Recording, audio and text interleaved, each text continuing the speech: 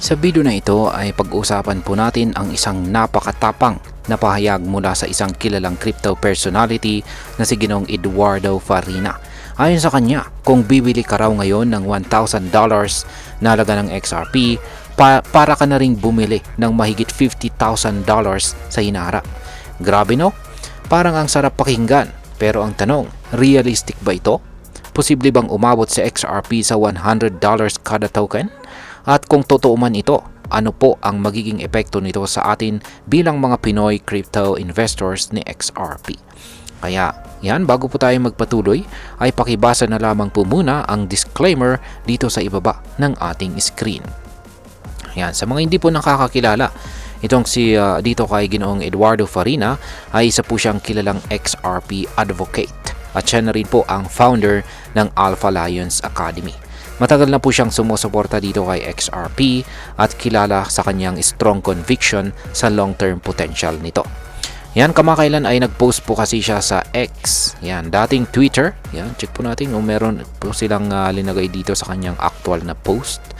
Kaya yan, wala po. Kaya yan, sinabi po niya sa kanyang post sa X na ang $1,000 na investment kay XRP ngayon ay maaring maging mahigit $50,000 daw sa hinaharap. Ay, ang tindi po niyan. Ayon sa kanya ay kung umabot raw si XRP sa $100 kada token, isang maliit na puhunan ngayon ang pwedeng mag-multiply ng hanggang 50 times or 50 beses. Hindi lang yan. Sinabi rin niya na hindi siya magbebenta ng kahit isang XRP token hanggat hindi po ito umaabot sa presyong $100. Para sa kanya, ang hawak niyang XRP ay parte ng tinatawag niyang multi-generational pump o isang long-term bullish move na pwedeng umabot ng ilang henerasyon. Ngayon is bakit po $100 kada token ang target ni Ginoong Farina para kay XRP? Yan, ayon po kay Ginoong Farina, naniniwala siya na si XRP ay magiging sentro ng global financial system sa hinaharap. Kung sakaling maging widely adopted si XRP bilang settlement layer or global bridge currency, posibleng umangat talaga ang presyo nito sa matataas na levels tulad ng $100. Naniniwala siya na hindi lang crypto traders ang makikinabang kundi pati ang mga institutions at saka governments. Kaya kung early kang or maaga kang nag-invest, kumbaga ay may first mover advantage ka. Ayan. At yan ay kung isa ka sa mga early investors. Dagdag pa niya, kung seryoso ka raw sa financial freedom mo, kailangang meron kang at least 1,000 na XRP tokens. Kung wala ka raw ganito, para bang hindi mo raw talaga gustong yumaman. Isang matapang at kontrobersyal na pahayag na naging dahilan ng mainit na usapan dito sa online.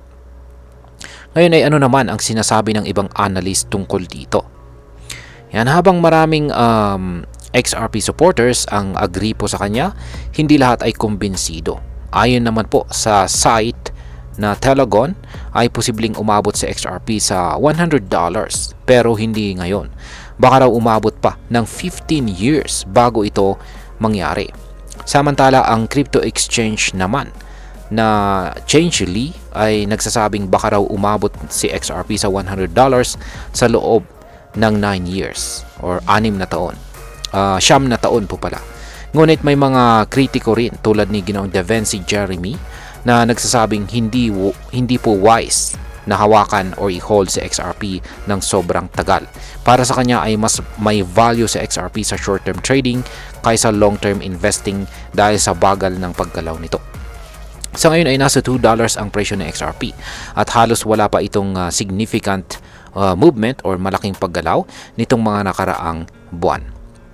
Ngayon ay sunod na tanong po natin dito ay posible pa talaga ang 50 times na return para kay XRP.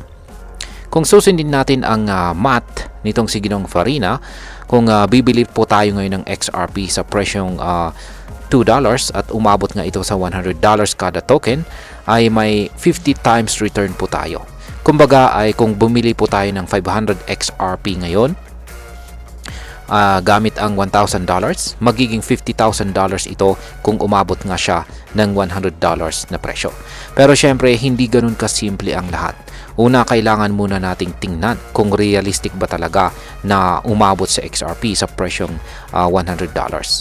Yan, ang current market cap po kasi ni XRP ay nasa halos $100 billion. Kung iikot natin ito sa global estimate. Kung aakyat po siya sa $100 kada token, nangangahulog ang aabot po ang market cap niya sa trillions of dollars na mas malaki pa sa buong GDP ng maraming bansa. Ibig sabihin ay para mangyari ito ay kailangan munang maabot na XRP ang global financial adoption. Ngayon is gaano naman kaya katagal mangyari ito? Yan po yung sunod na pinakamalaking tanong natin dito. Pwedeng abutin po ng ilang taon, pwedeng dekada. Pero tandaan natin na ang crypto market ay napaka-volatile. Minsan, isang balita lang ay pwede pong magpataas o magpabagsak ng kanyang presyo. May mga nagsasabing maaring umabot po ng 5 to 10 years bago makita ang significant or matinding paglago ng XRP. Pero kung titingnan natin ang historical performance ng XRP, sa XRP ay matagal na pong nandyan at hindi siya basta-basta nawawala. Ibig sabihin ay may certain level po ng resilience itong sa XRP kumpara sa ibang mga crypto projects. Ngayon ay pag-usapan naman po natin ang posibleng maging epekto nito para sa atin bilang mga Pinoy crypto traders at investors na XRP. Para sa atin dito sa Pilipinas, ang ideya ng pag-invest ng maliit pero posibleng lumaki ng sobra ay isang malaking oportunidad. Lalo na kung isa po tayong OFW o nagtatrabaho ng minimum wage. Ang $1,000 o mga 56,000 pesos po yan ay hindi po maliit na halaga. Pero kung kaya po natin itong i-invest at kaya nating maghintay ng matagal, posibleng maging worth it po ito kung tama itong si Ginoong Farina. Ang importante ay alam po natin ang ating risk. Hindi guaranteed na aakyat sa XRP sa $100. Pero kung naniniwala po tayo sa technology at use case ni XRP at kaya nating i-hold ito ng ilang taon, baka nga maging isa po tayo sa mga best isa po ito sa mga best decisions natin financially. Bilang panghuli ay ang masasabi ko naman tungkol dito ay para sa akin ang sinasabi po ni Ginoong Farina ay inspirational pero kailangan ng realistic na mindset. Oo, may potential po sa XRP. Isa siya sa mga pinakamatatagal na crypto sa market. May suporta po siya ng maraming institutions at may mga partnerships din sa mga bangko at saka financial firms. Pero sa crypto, hindi lang puro potential ang dapat tingnan, kundi pati development, adoption, regulation at saka sentiment ng market. Kung gusto po nating pumasok kay XRP ngayon, gawin po natin ito hindi lang dahil sa hype, kundi dahil naiintindihan natin ang technology at ang vision nito. Wala namang masama sa pangarap, pero mas okay kung ang pangarap natin ay may kasamang plano at tamang pag-aaral.